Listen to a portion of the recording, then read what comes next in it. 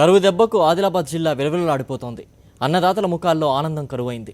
పంటలు పండే వీలు లేదు. పండగలు చేసుకునే పరిస్థితి అంతకన్నా లేదు. కరువు రక్కసి కోరల్లో చిక్కుకుని రైతన్నలు కుదేలవుతున్నారు. ఆదిలాబాద్ జిల్లాలో కరువు విలయ తాండవం చేస్తోంది. 3 ఏళ్లుగా సరిపోయినన్ని వర్షాలు పడకపోవడంతో నేల తల్లిని నమ్ముకున్న రైతుల పరిస్థితి అత్యంత దయనీయంగా మారింది.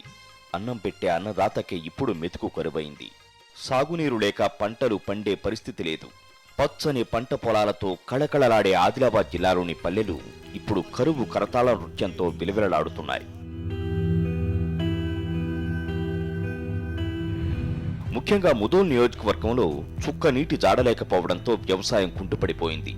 వ్యవసాయం సాగక చేతులు చిల్లిగవ్వలేక రైతుల పరిస్థితి దయనీయంగా మారింది. కరువు ఇలాగే కొనసాగితే పరిస్థితి మరింత దిగజారుతుందని భయపడుతున్న ఇక్కడి రైతులు కనిపించిన దేవుడినల్లా వేడుకుంటున్నారు. ముథోల్ ఎమ్మెల్యే విఠల్ రెడ్డి సైతం వర్షాలు కురవాలంటూ యజ్ఞం నిర్వహించారు. దేగాం గ్రామంలోని సాయిబాబా మందిరంలో నిర్వహించిన యజ్ఞానికి స్థానికులు తరలివచ్చారు.